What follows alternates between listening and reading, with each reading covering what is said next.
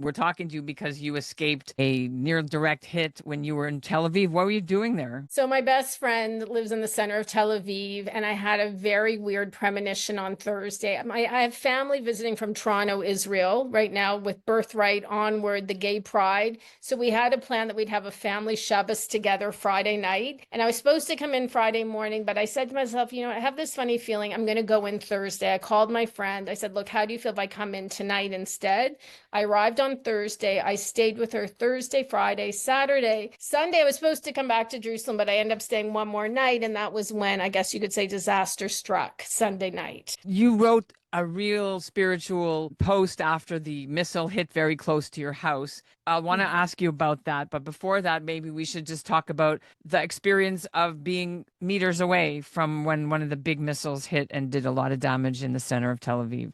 Were you sleeping? Where were you, in the shelter? So no, we definitely weren't sleeping. Israeli government is unbelievable. Homeland security, however you want, home, there's a name for it, like home command. They have a system now where like 10 to 15 minutes before the missile reaches Israel, like they know when the missile leaves Iran, and it takes about 10 minutes to get here now, the way the rocket launchers work. So you get a message about 10 to 15 minutes before it enters where you're going to be. And it says, please be near your protected space.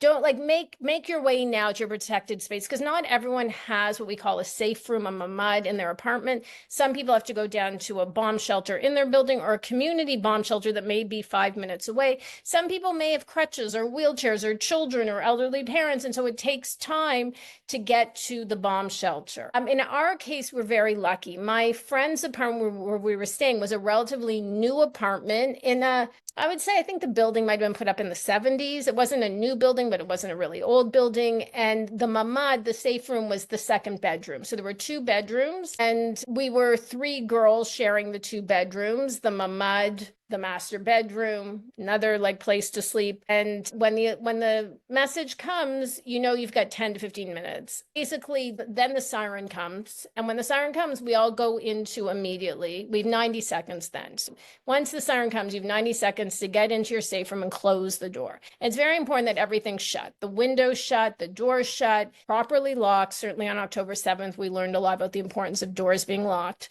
One of her neighbors, who's also a journalist from the States, was on the first floor, a young girl. She came up and knocked on our door. As soon as we got the 15-minute warning, she said, I want to be in your safe room with you. So she was also, so we were four girls in the safe room. One of the girls was a tayeret, a tourist from France, actually living in London, who'd come on vacation. She wanted a break from London, get away from her problems in London and come to Israel. And she just arrived 2 or 3 days before and was staying with my friend Marisa. So it was kind of a funny episode where you had like four people from four different countries with four different sets of experiences and perceptions all in this one room. And then so it all happened very quickly, honestly, Ellen.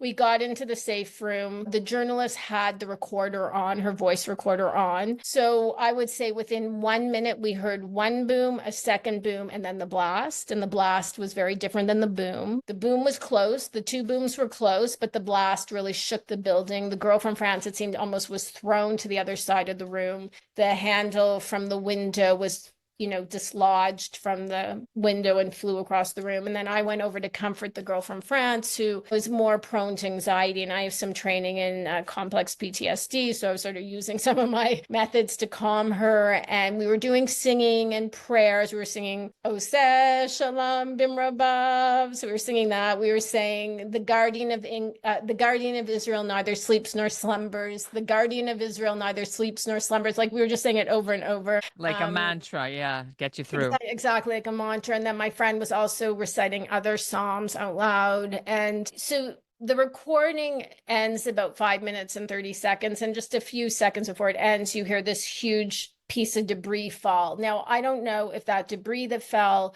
was a piece of the missile or it was debris from an apartment, but there was definitely a bang. And then her recording ends. But we stayed in the safe room, I'd say about 10 minutes, as we're instructed to do. You're instructed to stay in the safe room until Israel gives you the warning that you're free to leave the safe room. And because of, what we had just heard, we were all like feeling like, let's just stay put. And then we eventually opened the door to the safe room. And that's when we discovered, oh my goodness, like everything in the safe room was more or less intact, but nothing in the apartment was intact. The door was mangled, the front door. She had a very kind of expensive, thick door that was now pushed at a 30-degree angle. So there was no way you could get in or out, and it was blocked. And pretty soon after that, neighbors started knocking and saying, who's in there? Are you okay? Is everyone okay? Can we get you out? And they tried, but it was clear they were not going to succeed at breaking down the door. They had to get search and rescue people to come from the army, from the IDF, with equipment to break down the front door. We all had suitcases packed before, like they instruct you to have a small bag with your important documents packed. I actually had brought my Israeli passport with me from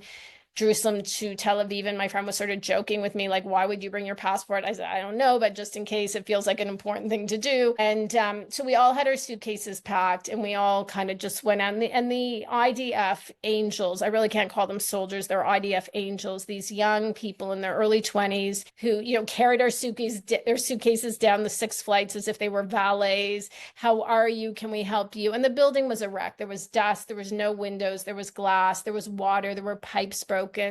And, you know, they greet you with these warm smiles, like everything's okay, don't worry. And there's such a sense of family and love, like the amount of love that was there is what makes us such a resilient people. It's just, it was palpable. The love between us and the soldiers and them for us and their profound concern. And like, everything's going to be okay. Like this feeling like everything is going to be okay. And I will say that when the explosion went, I did have this sense, we are going to survive this. We're going to be okay. And I don't know how I actually knew that, but fortunately there was no second explosion. There was just the one, and we were okay. We walked out without a scratch. You know, as more time passes since the missile landed, of course, I realized it was quite miraculous that no one got killed, really miraculous. And of course, like they always say, if it's a few meters this way or a few meters that way, it changes the whole outcome. So when that happened, could you stay in that apartment anymore? No. Or no, what did you have to do? So basically, the apartment, the building is completely uninhabitable, and it will be for many months. It will need a complete, I don't know if the whole building will have to come down or there'll be major renovations on every single unit in the building. As soon as we got out, there were TV cameras there. ABC News immediately interviewed me. I saw my friend in a shot from CNN. Another girl who was the journalist was immediately interviewed. I'm not sure who interviewed her.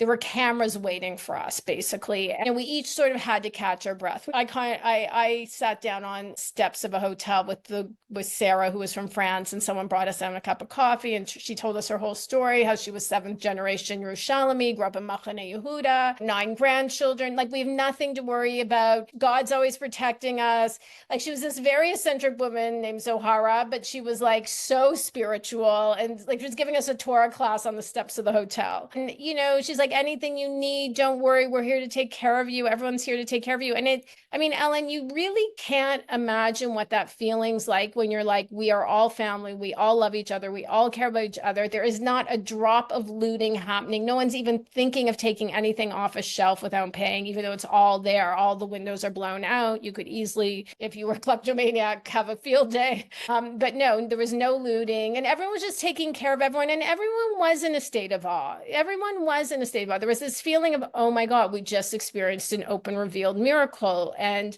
there is a protector of Israel looking out for us, that we all walked out of this without basically a scratch. There were very few injuries from that. It's pretty remarkable.